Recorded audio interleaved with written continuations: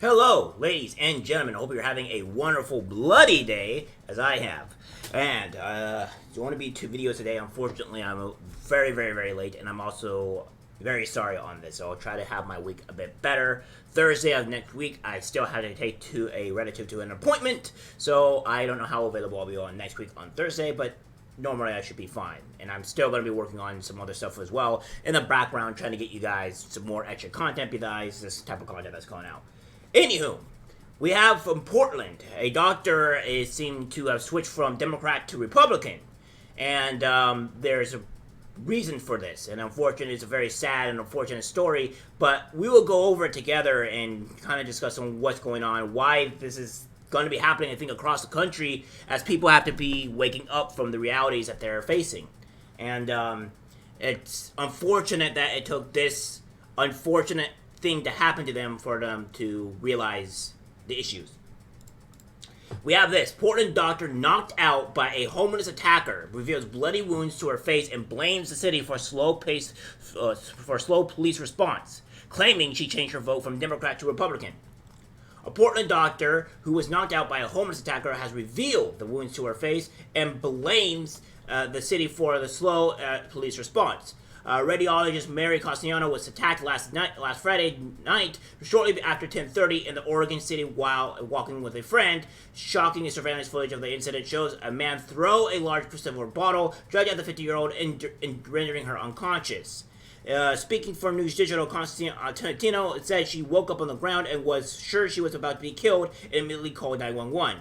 Castellano has also now taken a swipe at the city for the poor response time to the situation, and said the deterioration of public safety in Portland has now led her to change her voting habits from Democrats to Republican, and this is unfortunately her attack.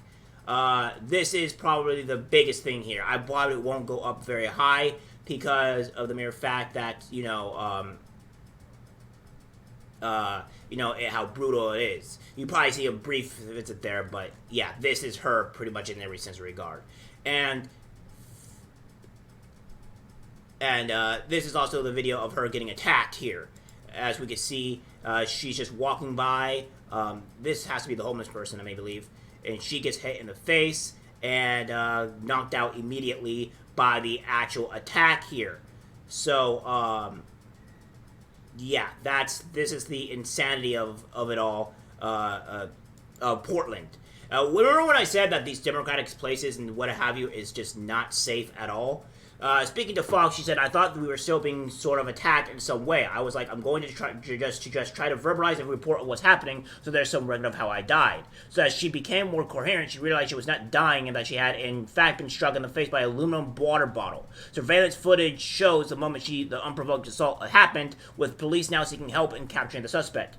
Costantino can be seen walking with her friend on the far right of the shot as other people walk down the sidewalk. Seconds later, a man viciously throws a bottle at Costantino, who is immediately knocked out and falls to the ground.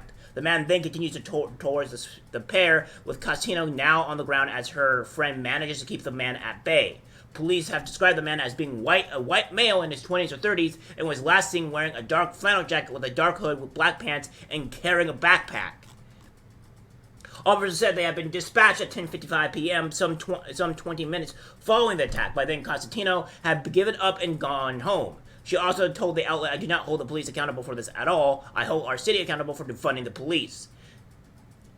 We don't have enough police force to protect our citizens, and we did this to ourselves. If we don't have police officers to come to the side of somebody who is under attack, then we're all on our own."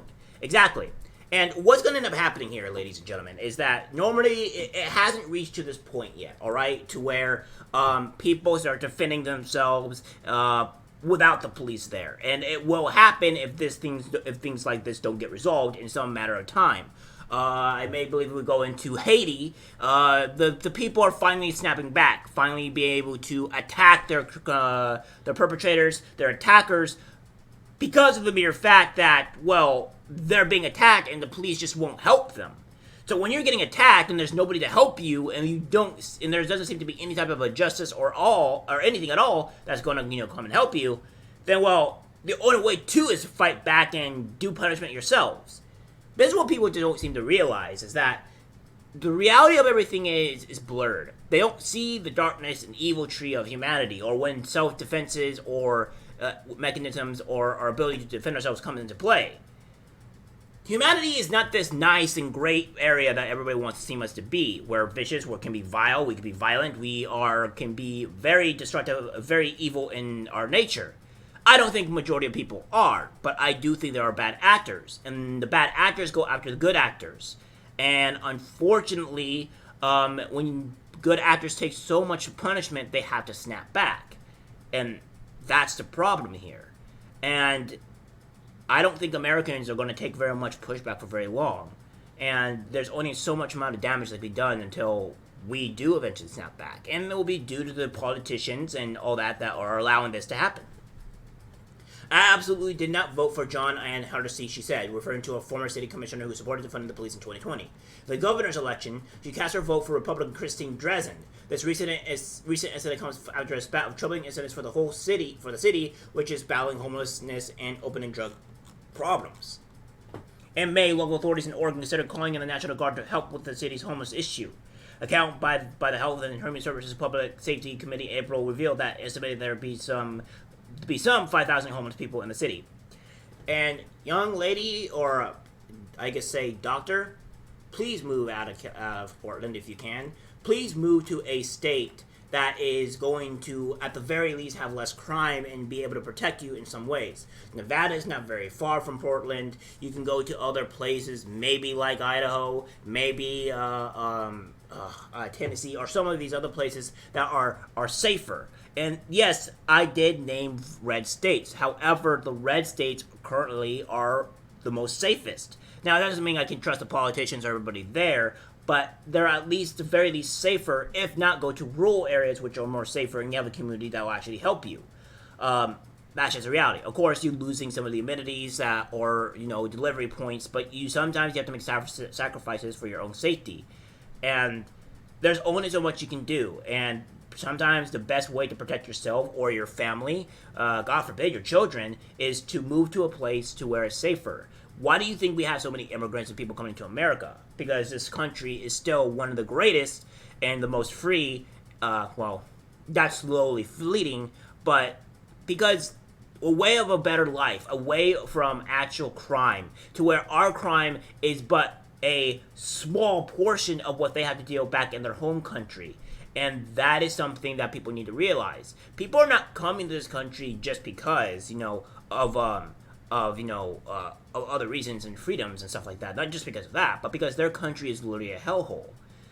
You're not gaining people that are coming here for, they don't leave their country because they technically want to. They leave their country because it's too dangerous, it's not good there to build a life, etc. And people need to start understanding that the world outside of the first world countries, outside of Europe, outside of Canada, outside of Japan, first world countries, it's a hellhole. It's not a place that is best lived. Like, our societal issues do not compare to what happens in those societies. And I think it's sometimes that we have to wake up. And I think this woman is realizing that she is waking up into what is coming to be reality in those third world societies. I want people to go look, Democrats alike, to go out and see on the reality of what society is like outside of our own. Because it's not this pretty and an amazing place. You have the ghettos, you have a lot of these homeless areas, the slums, which I don't think you people probably even seen slums before if you've ever lived in a first world country, or at least not in the poor area of this country, to where you don't even know what the slums look like.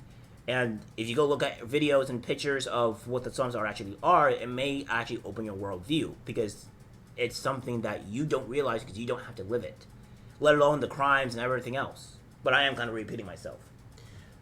Fact of the matter is, this woman was attacked, and it's messed up that she was. She is voting differently now, and she is realizing the mistakes. And I think we all need to do the same. And thank you for everybody, and let's win like this woman. Alright guys, that's it for real. Like, share, as always. Take care, and be safe.